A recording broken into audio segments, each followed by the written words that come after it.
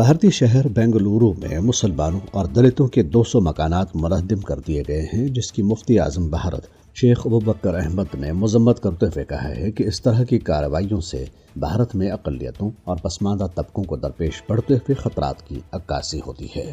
یہ اظہار افسوس محض ایک اخلاقی رد عمل نہیں، بلکہ بھارت میں بڑھتے ہوئے ریاستی جبر اور سماجی ناانصافی کی ایک سنگین تصویر پیش کرتا ہے۔ یہ اس حقیقت کی بھی عکاسی کرتا ہے کہ بھارت میں ترقی کے دعووں کے پیچھے اقلیتوں اور پسماندہ طبقات کے لیے زندگی مسلسل عدم تحفظ کا شکار ہوتی جا رہی ہے۔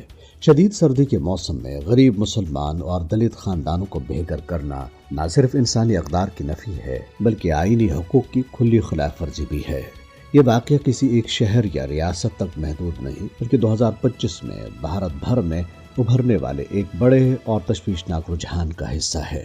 اعداد و شمار کے مطابق صرف سال 2025 میں اظہار رائے کی آزادی کی پامالی کے 14,800 واقعات رونما ہوئے، جو اس بات کا ثبوت ہیں کہ اختلافی آوازوں، اقلیتوں اور کمزور طبقات کے لیے بھارت میں جمہوری فضا تیزی سے سکڑ رہی ہے۔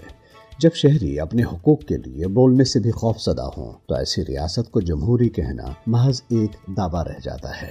اسی تناظر میں تامل ناڈو کے وزیر اعلیٰ ایم کے اسٹالن کا بیان بھی غیر معمولی اہمیت رکھتا ہے، جس میں انہوں نے نشاندہی کی ہے کہ مرکز میں بی جے پی کے اقتدار سنبھالنے کے بعد سے اقلیتوں کے خلاف نفرت انگیز تقاریر میں 74% اضافہ ہوا ہے، جو ریاستی سرپرستی میں پروان چڑھنے والی نفرت کی واضح علامت ہے۔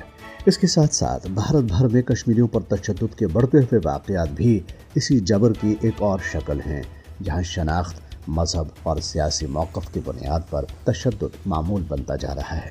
یہاں تک کہ بھارتی میڈیا کا ایک معتبر ادارہ اخبار دی ہندو بھی اس حقیقت کو تسلیم کرنے پر مجبور ہوا کہ سال 2025 بھارت کی ناکامیوں کا شرمناک سال ثابت ہوا۔ ان تمام حقائق کی روشنی میں بنگلورو میں مکانات کی مسماری ایک الگ تھلگ واقعہ نہیں ہے۔ بھارت بھر میں کئی برسوں سے مسلمانوں کے گھروں کو بلڈوز کرنے کی مہم جاری ہے، جس کو مقامی اور بین الاقوامی میڈیا بلڈوزر سیاست کہتا ہے۔ یہ ایک ایسے نظام کی عکاسی کرتا ہے جو طاقت کے بل پر کمزور اقلیتوں کو کچل رہا ہے۔ مفتی اعظم بھارت کا موقف دراصل اس اجتماعی ضمیر کی آواز ہے جو بھارت میں مسلسل خاموش کی جا رہی ہے۔